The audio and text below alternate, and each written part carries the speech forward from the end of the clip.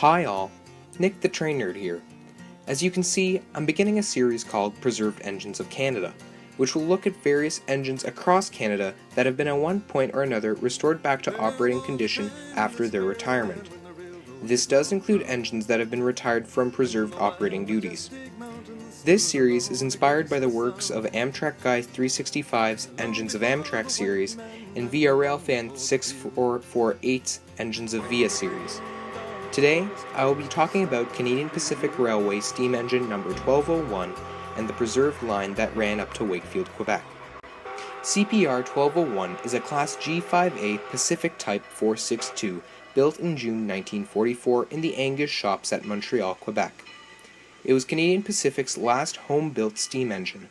It was one of only two prototypes built by Angus, 1200 being its sister.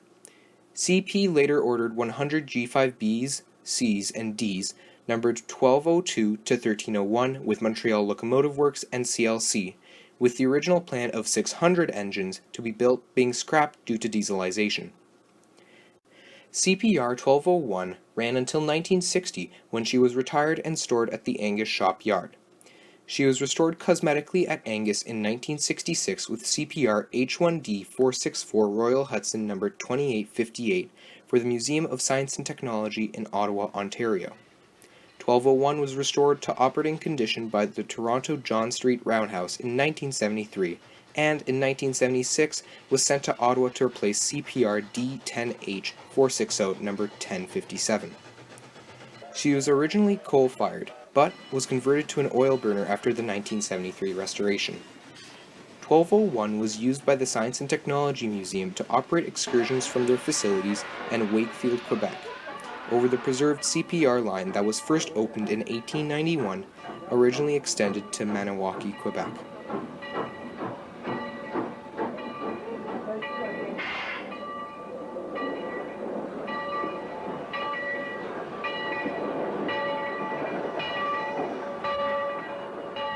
Over the course of the time that CPR 1201 was operating, she was invited for some special occasions.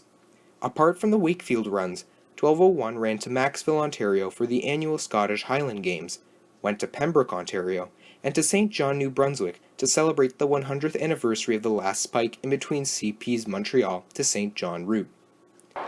In 1986, Vancouver, British Columbia was hosting Expo 86, a world exposition on transportation and communication. On May 23rd of the same year, 1201 participated in the Expo Steam Parade, where, as the name suggests, restored and operating steam engines were on display and passed the large crowds of the Expo.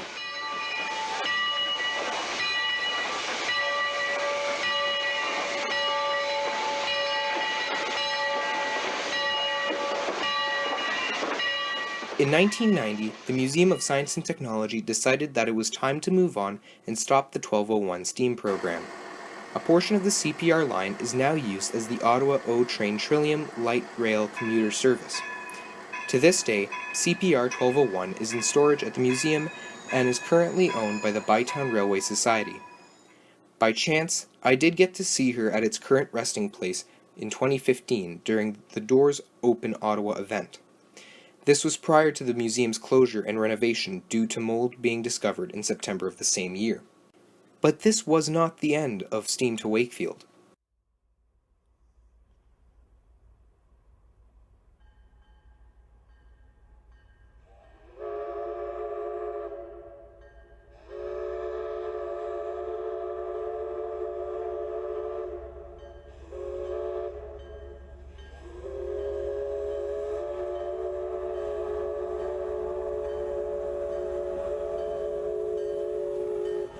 In 1992, the Hull-Chelsea-Wakefield Railway was founded and consisted of a 1907-built Swedish E2 Type 280 steam locomotive numbered 909, with a small Swedish diesel engine numbered 244, which was used to give extra power when longer trains were being run on the line.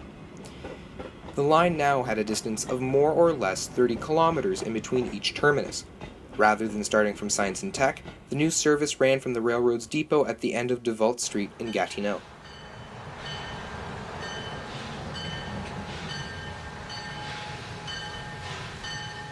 The new tour train brought in, on average, 50,000 visitors, as well as generating profits of approximately $8 million to the Gatineau region.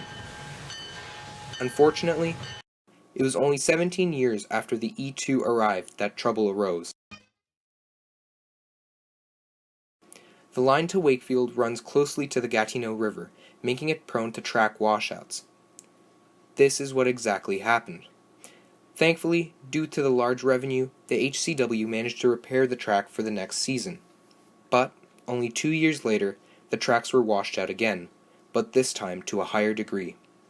Since the HCW only recently did their first repairs, they were unable to fix the tracks.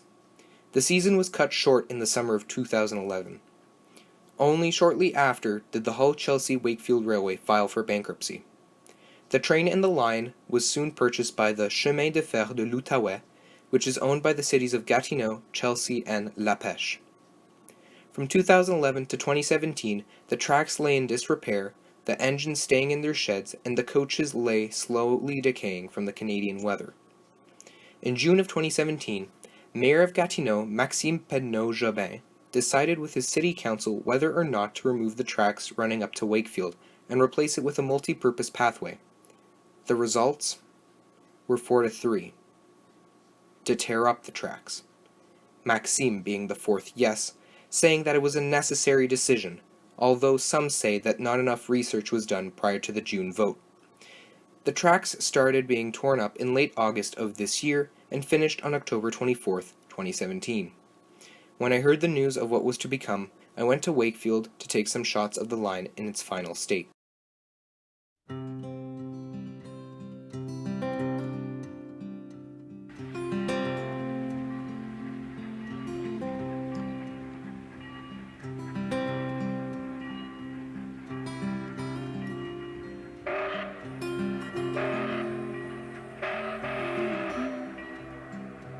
There's a train standing in the station. The conductor, he's calling all aboard. There's only one thing wrong. Once this train is gone, won't be back no more.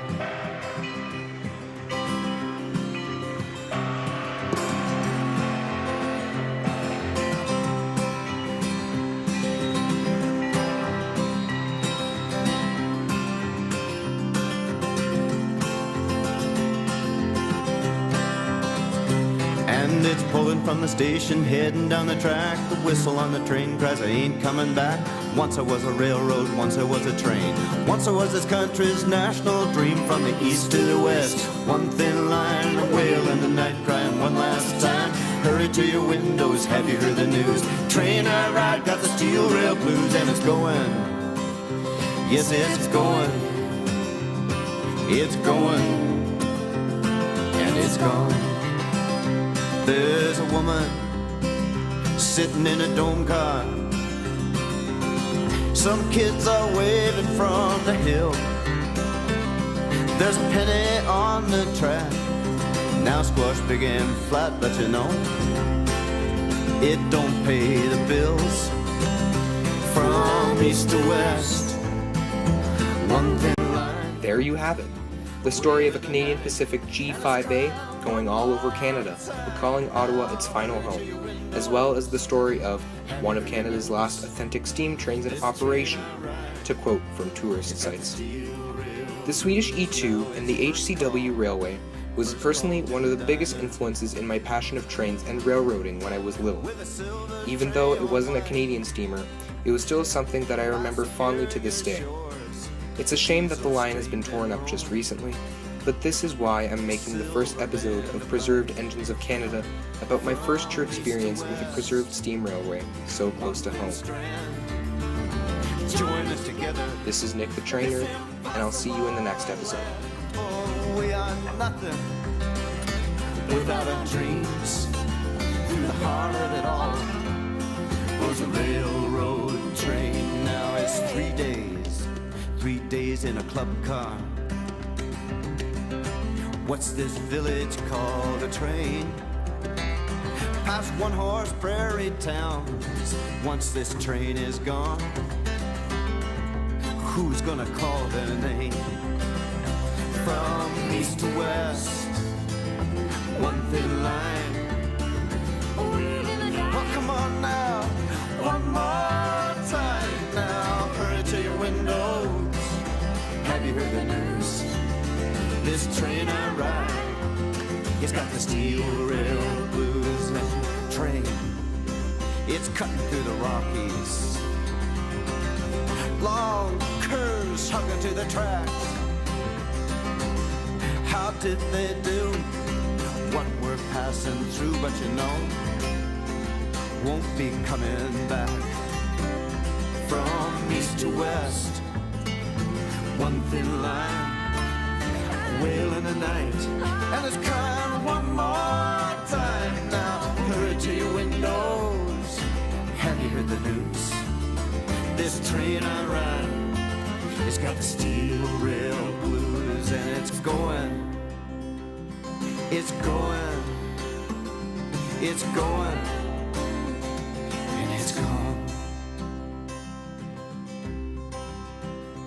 There's a train standing in the station. The conductor, he's calling all aboard. There's only one thing wrong.